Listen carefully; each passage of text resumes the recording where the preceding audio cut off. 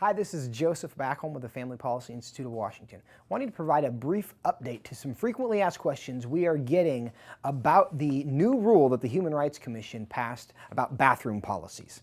And the new policy, which basically says that all businesses and schools must abide by the gender identity rather than the biological gender of the people who want to use the bathroom. So what that means is that if I identify as a woman, I get to use the women's restroom and you can't do anything about it.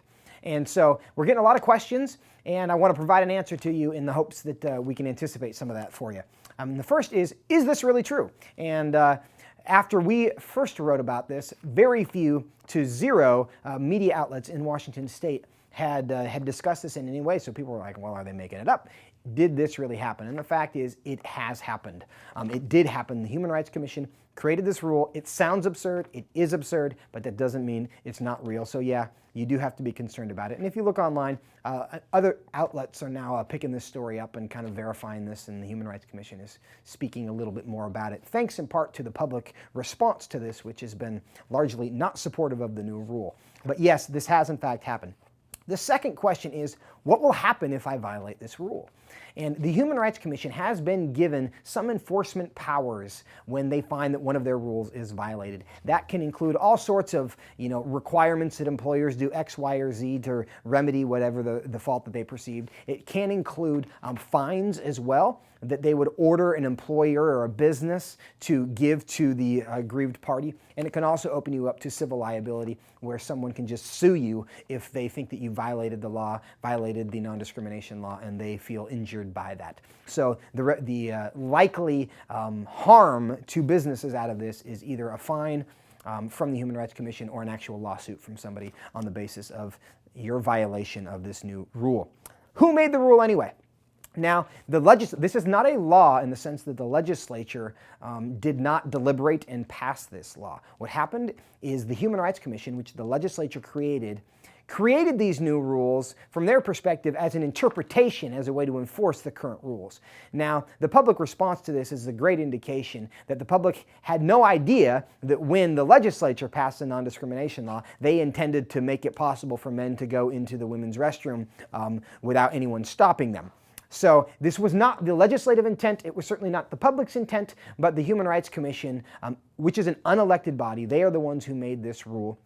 And they did so under the guise of authority from the legislature. But of course, we hope that the legislature will step in and fix this, which leads to the next question. What can I do? A lot of people are like, this is ridiculous, this is outrageous, what can I do about it? And really, the Human Rights Commission is not elected. They are appointed by the governor. Talking to them, I mean, maybe if you know some of them, you can have a conversation with them and get an explanation, but ultimately, the people that you should be talking to are your elected officials, because they are the ones who can step in legislatively, solve this problem, correct the mistake made by the Human Rights Commission. They should do so, but they have to be urged by the public to do so. So you need to make phone calls to the legislative hotline at 1-800-562-6000. Call your legislators through that hotline, or send them an email. And if you go to our website at FPIW.org, there's an email your legislator button there at the front page, and you click on that, you can email them all from the same place. It's really quick and easy, and we hope you'll do that because it's really important that our elected officials hear from a lot of their constituents. The final question, isn't this much ado about nothing? And this is kind of what the left is saying about this, is, oh, this is not really a problem. There's not going to be any risk to anybody's privacy. No one's going to be harmed by this. And that's kind of what they say about everything they want to do. No one's going to be hurt, and then people get hurt. But specifically, if you want to know, what's the harm? Are people actually going to dress up like women and go into the women's restroom? Well, in fact, that has happened. And if you want to do some quick online research, look up the names Jason Pomaris, Norwood Smith Burns, or Taylor Bueller. None of them are transgender people, but all of them are sexual predators who dressed up as women to expose themselves, to film women in the restroom, things of that nature. So not only does common sense tell us that this kind of a rule will be exploited by people who are looking for victims, but in reality, sexual predators have exploited opportunities that they already had. And all this rule does is make those opportunities now legal behavior. So it's a bad rule. Contact your legislators. Hope this answers some of your questions, but if you have others that we haven't answered, of course, send us an email, info@fpiw.org, and we'd be happy to help.